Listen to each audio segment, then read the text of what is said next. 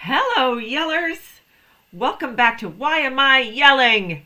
Musings from a middle-aged menopausal mom. I'm your host, Krista Rizzo, a Gen Xer raised by baby boomers, which now that I say those words out loud, I feel like that needs to be an episode entirely to itself, so we will make that mental note right now. A millennial music lover, because who doesn't love the millennials who are making music these days? And since it's the end of summer, but still summer, I'm going to let you know that my favorite ice cream is black raspberry. Uh, because show me a menopausal woman who doesn't want to binge on ice cream. That's all of us, I feel like. Today's episode is a really great one. It's super special. We're talking about millennial menopause. What do you mean? Right? That's right. The millennials aren't babies anymore, you guys, because I never think that I'm as old as I am, so I can't possibly think that my millennials are as old as they are. But they are currently in their 30s and their 40s, and they are joining the menopause era.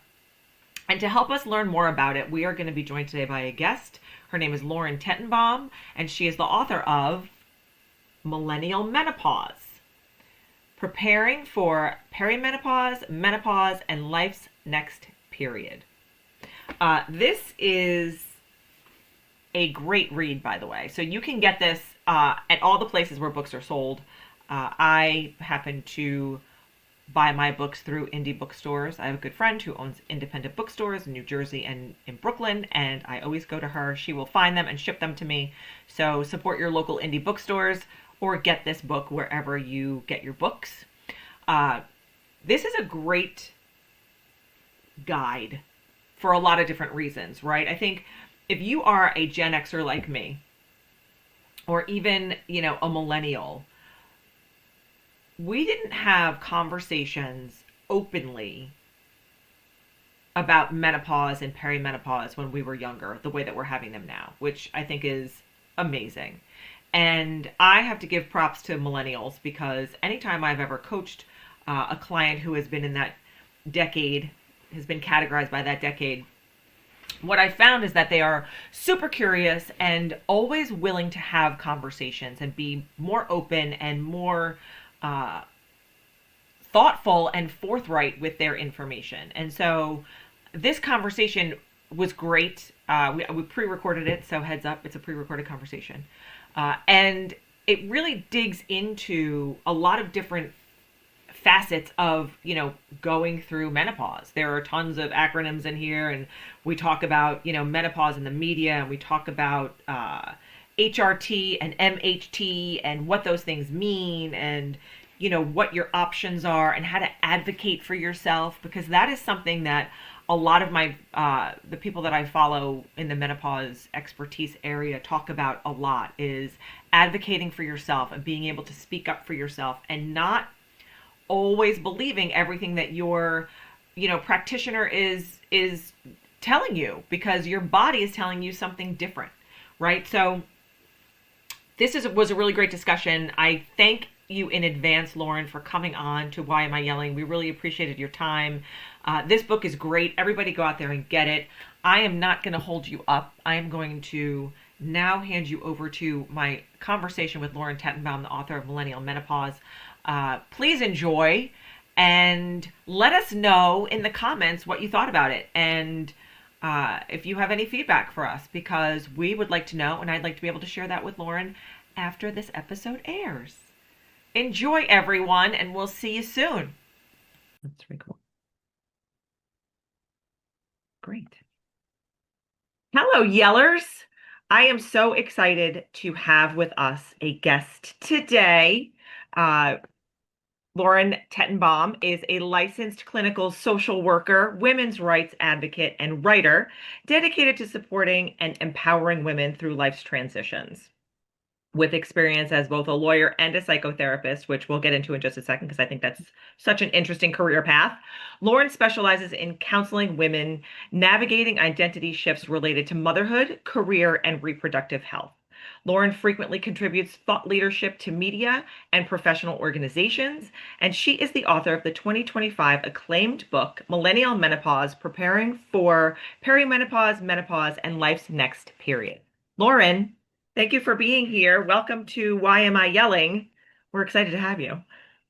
Thank you for having me. And as soon as I heard the name of your podcast, I knew I had to come on. I just love it and think it's so clever. Thank you. I started a long time ago as a parenting podcast or a parenting coaching thing, Mhm. and has kind of evolved into, as I've evolved from I mean, I'm still a parent, obviously, but a younger parent into a menopausal mom. Yeah. I feel like this is a conversation we should be having more than raising babies in my Mhm. age. So it's been a fun shift. So thank you for being here, and thank you for writing this great book. I want to start with the very first question is why? Why did you decide to do it and why now? Sure. So, as you mentioned, I practice psychotherapy and I work primarily with women and mothers. And like you, I am aging with my clients and my, cohort. And I feel very well equipped when it comes to perinatal mental health because I sought out additional training and I've been a mom for over 9 years now. And I felt like I was totally unaware of what was coming next. Right. And there's so much, of course. And I started asking questions and writing down the answers, and it led to this book. I love it. I talk a lot about aging and being from certain decades. Like I think I'm 12 years your senior. So you're 40, I'm right? 40. Okay, Yep. so I'm 52. Yeah. So I can remember growing up, and I'm maybe it was different for you because we're 12 years apart, but like nobody ever really talked about going through menopause. Hmm. My mom didn't talk about it. My grandmother used to call it the change, Hmm. right? And she would say these things, but I was so young back then that it didn't really pertain to me, obviously. But then when Hmm. my mom was going through it, we didn't live in the same place, and I wasn't around her enough to kind of be immersed in it with her. Hmm.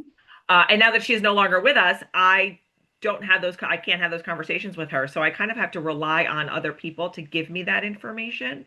Right. Um, but I find it to be so interesting to see how different decades are embracing not just the menopause conversation, but like Hmm. every conversation. And so, why do you think, especially for women, that we are so unprepared for this? And I think that that's part of it, but there's got to be more. So, So many reasons. I think they boil down to our cultural approach to aging, which is negative, yep, as well as misogyny and sexism, and how we don't really value women as people. And we also know that since the WHI study in 2002, hormone therapy was not really considered a treatment option. right. So a lot of the healthcare providers were kind of taught nothing Yeah, about menopause and perimenopause because they weren't offered treatment approaches. So it sort of became this is just part of life messaging. yep, And it remained in the shadows, and our moms didn't talk about it. We didn't learn about it in school, yep. and even healthcare providers didn't learn about it in school.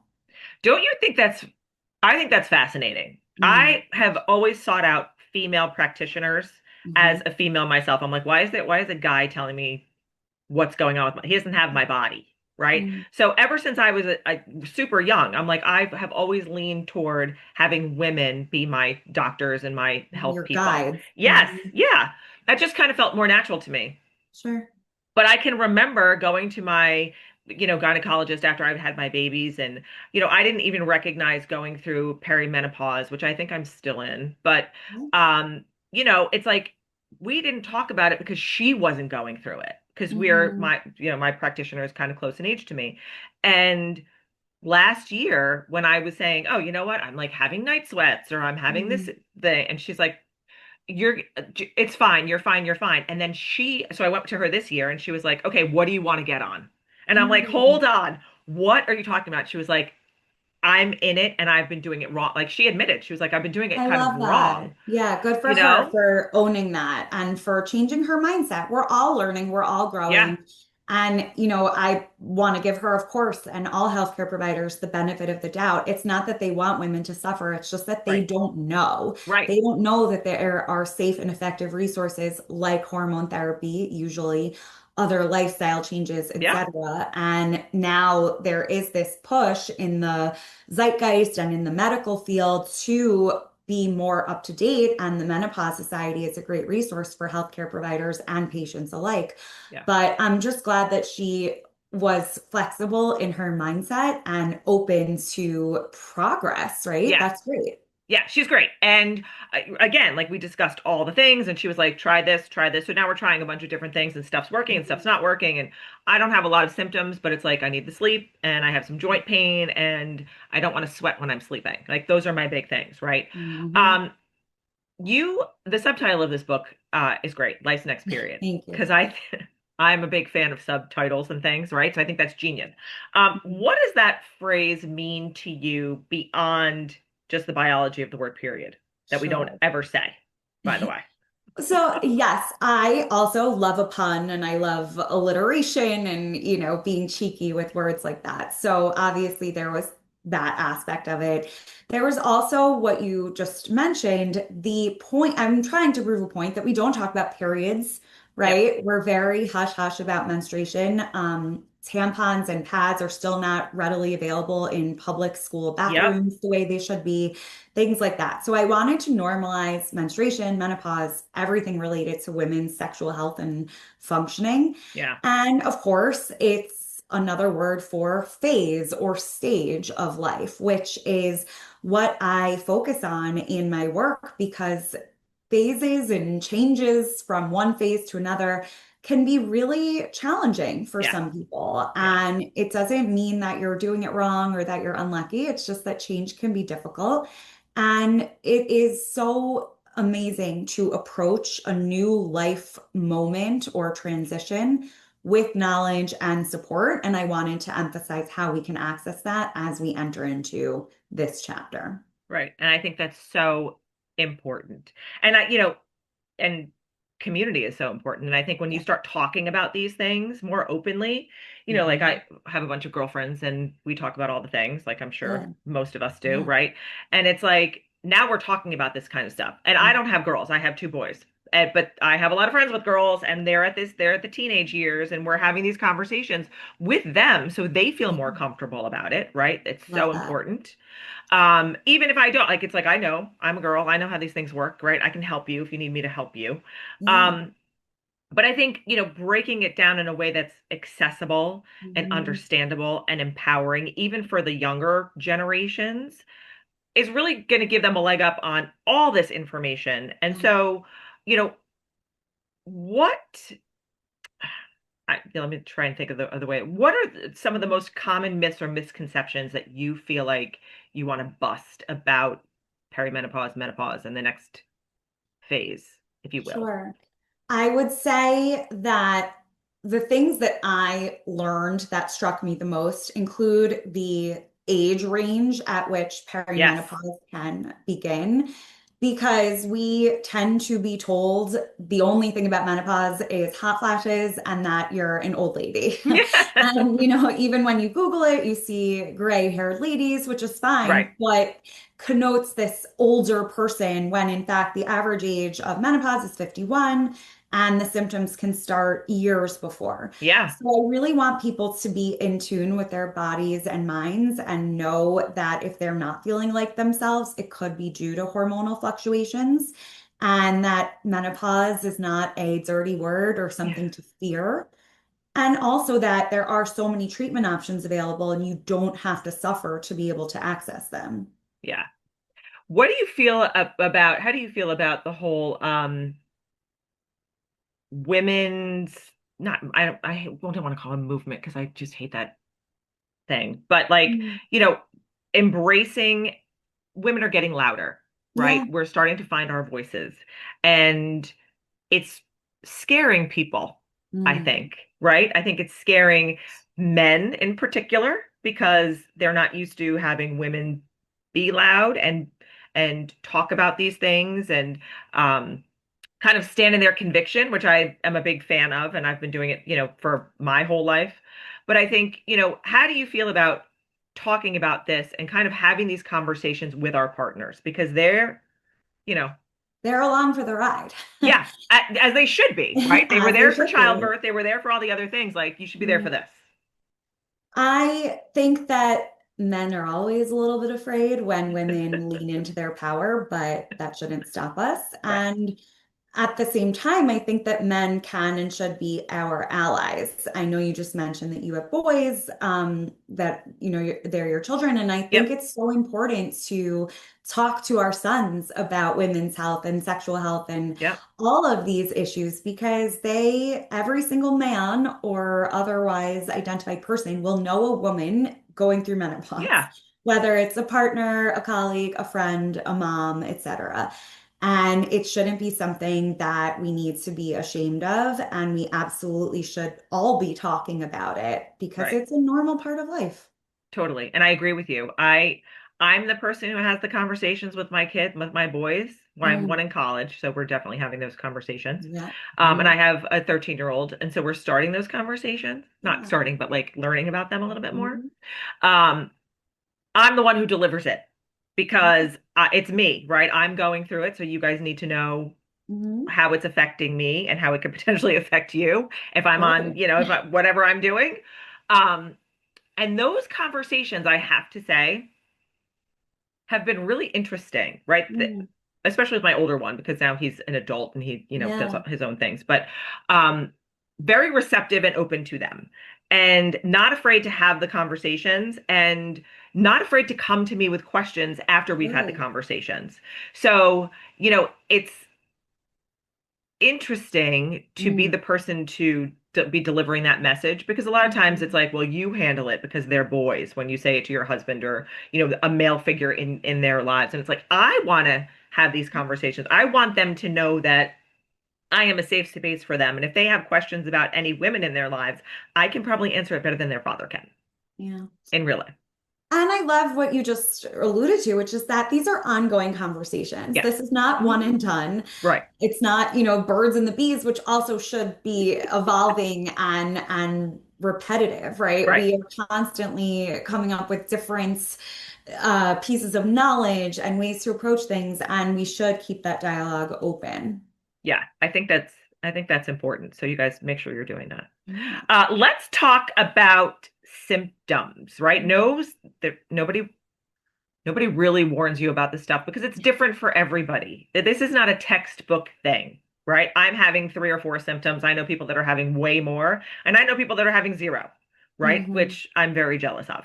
But perhaps they Mhm. haven't entered this phase of their lives yet. I don't know. They're just late bloomers, whatever. But what has surprised you the most about your own experience, if you're having any as a young person, and about the stories that you're hearing from, your clients? Yeah. So, as you mentioned, every woman goes through menopause differently, but the common symptoms that we do tend to see among the majority of women include the hot flashes, the night sweats, brain fog, low libido, fatigue. Yep. I was really blown away by how much the perimenopause hormonal fluctuations can impact mood. Yeah. And now that there's more research being done, we're seeing that it can also be starting earlier than we might have thought.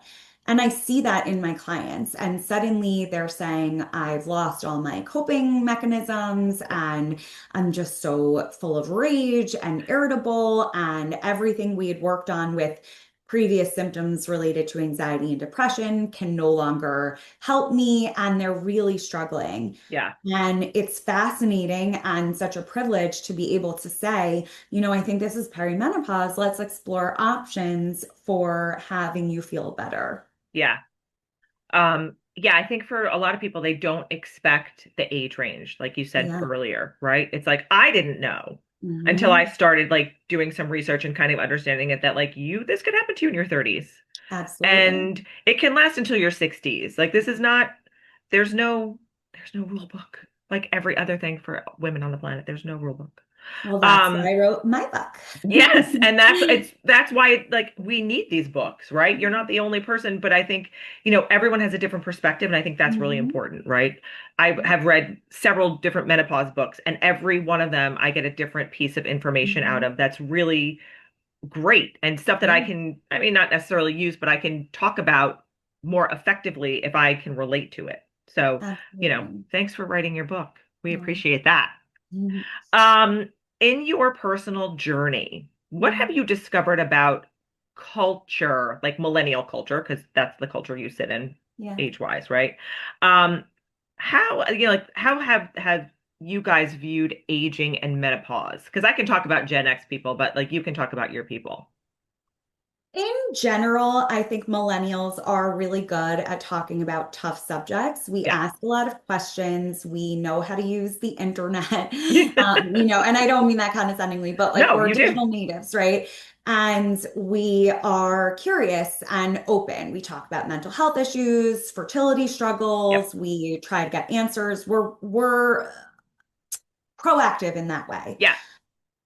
Unfortunately, when it comes to aging, I still think that we are under the misguidance that aging is a negative. Yeah. And I think that that has been exacerbated by social media because, everyone's Yes. looking a certain way Yes. online or in TV, et cetera.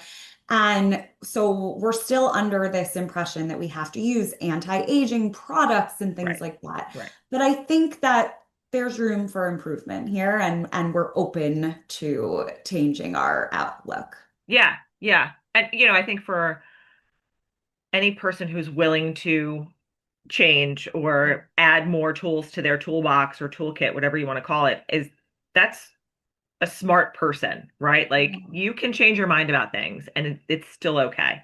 And you can have Mhm. different opinions after you've gone through an experience that you didn't experience before, that you had kind of a view from somebody else's on. So I think, allowing yourself to be open and available to that kind of stuff is important. And I think that's for every generation. So for anybody who's watching Totally. this, just because you're old like me doesn't mean you can't have different opinions of things.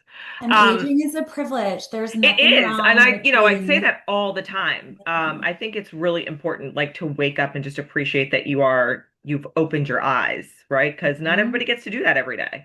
And, like you said, like the anti-aging stuff. And we have definitely, I mean, I can remember we were talking about this the other day with my girlfriends, Mhm. reading like 17 magazine. Somebody was like, does that even still exist anymore? And I'm like, I have no idea. No, I have no I idea. know. I would say no, because everything's online and nobody opens Mhm. magazines anymore and reads them unless you're at the doctor's office, but typically you're on their phone anyway.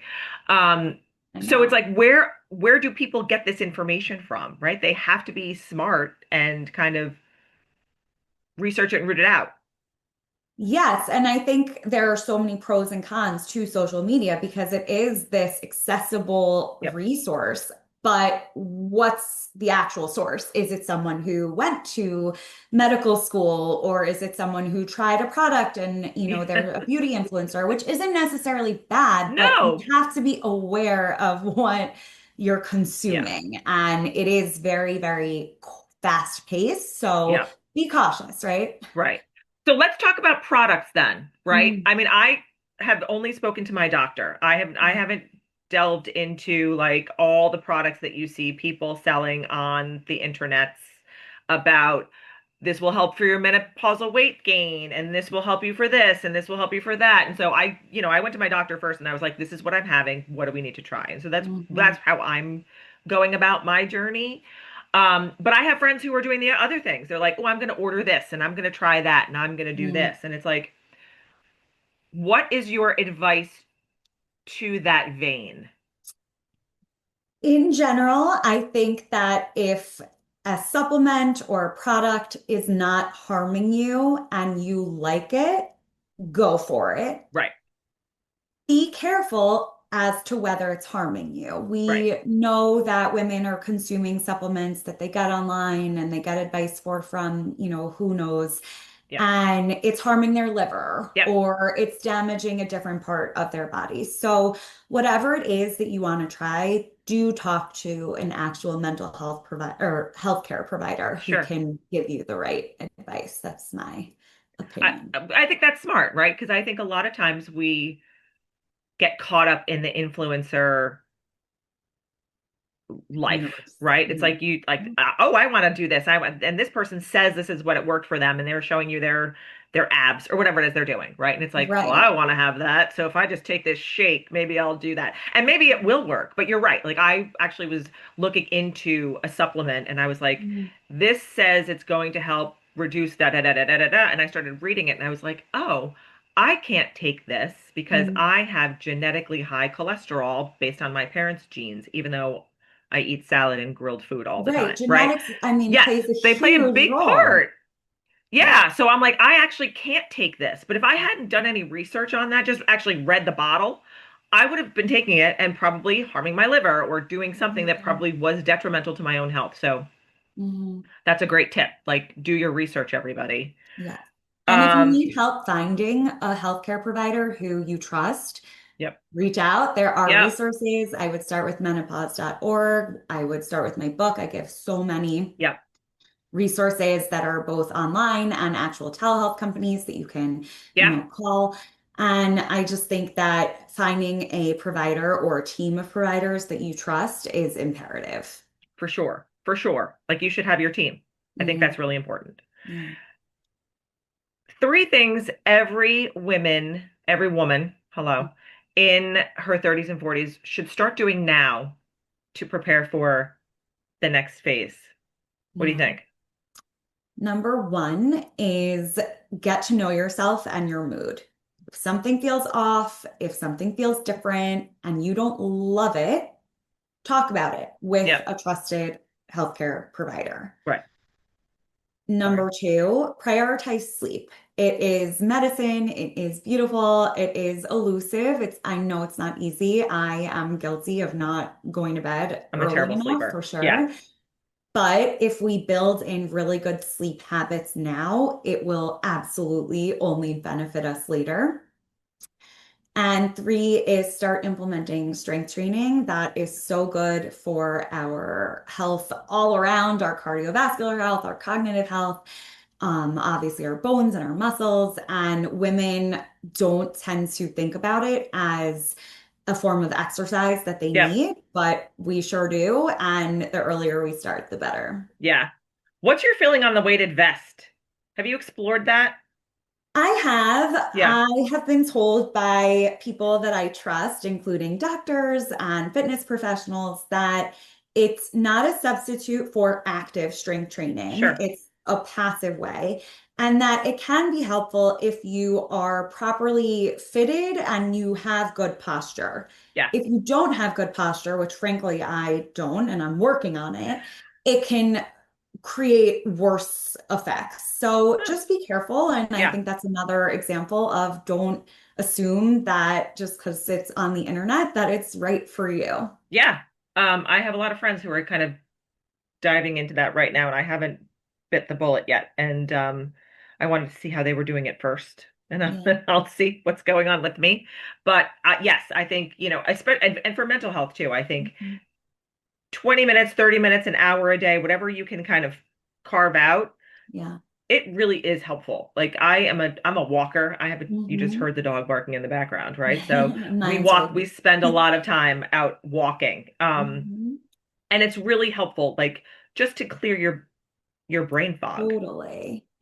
It's so helpful. And also that social connection, if you're able to talk to a friend or Yep. walk with a friend or just being outside in nature, that's also absolutely necessary for our mental health and our longevity. Yeah. Yep. I talk a lot on this show about shedding shame, right? Mhm. We've all, and maybe not all of us, but a lot of us have been through it. You find a spot. In fact, last week, my podcast episode was about reinventing yourself in midlife. Love it. Um, it comes with like this shame involved, right? It's like maybe you didn't go along the path that your Hmm. parents had carved out for you or whatever, or have now learned that that's not the path you wanted to be on, right?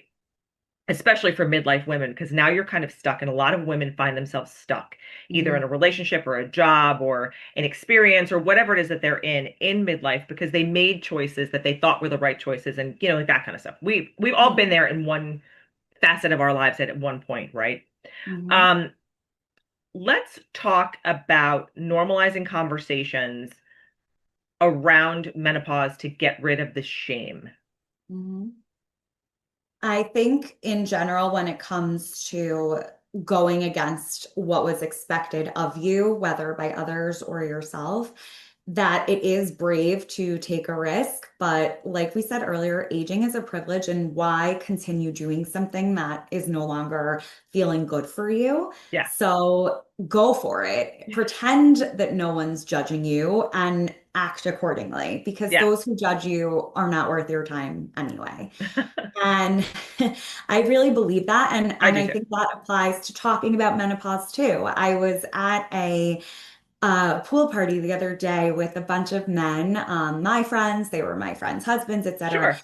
And we were talking about my book, and there was this one man who kind of made, he wrinkled his nose, oh, menopause. And I said, yeah, tell me more. Yes. And the more that we got to talking about his reaction and his perceptions, it obviously became very normalized for him. And I just think we have to do that. We don't Yep. need to necessarily be, shouting from the rooftops about our bloody periods. That's Yes. fine. But Right. just explaining that we're growing up, we're growing older, this is part of health. It impacts every single aspect of our lives, and it's nothing to be ashamed of. Right. When we make that part of our conversations, then we begin to destigmatize it. I love that. And I love that I do this. I have these conversations too. And I'm like, I'm not afraid to have these conversations with men. I don't Exactly. care. Right. But there are a lot of people out there who are. So thank you for being so vocal and open and willing Yeah. to talk about it with men because it's, again, not an easy subject to broach with somebody who's potentially uncomfortable around it. And they shouldn't be, but they are because that's kind Right. of where they're coming They're from too. conditioned to Yeah. be. I get Yep. it. But right. And I would say, well, wouldn't you want to help your wife or Right. Your sister daughter or who's whatever. having a Yeah. hard time? Yes. Exactly. I want to know how going through this and writing this book for you has maybe changed how you see yourself as a woman, Mm. as a partner, as a friend, or even just as a person out there in the world. I think it taught me over and over again that women should not put themselves last. And I talk a big game as a therapist, as a friend. I say, book that doctor's appointment, take care of Right. yourself. And I have a to-do list that's Of long course. where my kids are all set, but I haven't called my dentist or whatever it is. But I remind myself that I deserve to be towards the top of that list and that we shouldn't ignore or dismiss our own symptoms because it's part of aging, quote unquote, Right. that we should take care of ourselves and that it is what we deserve. It 100% is. And I learned that when I was your age. Mm, So I'm glad that you know that at this point in thank you. time because it's important to know, right? And Mm, I wrote a book a long time ago, and my favorite line in the book is the single most important relationship you're ever going to have is the one that you have with yourself. totally And I agree. don't mean it in a condescending, like nothing else matters way. I mean it in Mm, a, if you're not taking care of yourself, you can't be 100% for everybody else. And it took me until I was 40 to figure that out. yeah. So you are light years ahead of me than where I was. Okay, so last question. If listeners take one message away from your book, something they can kind of cling to and use and kind of refer back to, what do you think it would be? That you're not alone. Your symptoms might be different from your best friends or your neighbors, but you don't have to go through this alone. There are so many resources available. If you need help accessing them, reach out. There are communities available. There are podcasts like this one here to kind of hold your hand through it. And please know that you are among friends and people who are supporting you. That's amazing. And yes, community is so important. There's always support. Reach out. Lauren Tetenbaum, thank you so much for being here. This was so much fun. Everybody go out and get her book. Millennial Menopause, Preparing for Perimenopause, say that 10 times fast, Menopause and Life's Next Period. It's out now on all the places, in all the places. Thank you for being here. I appreciate you so much, and keep doing all the great work that you're doing. Ditto. Thank you for having me. Anytime.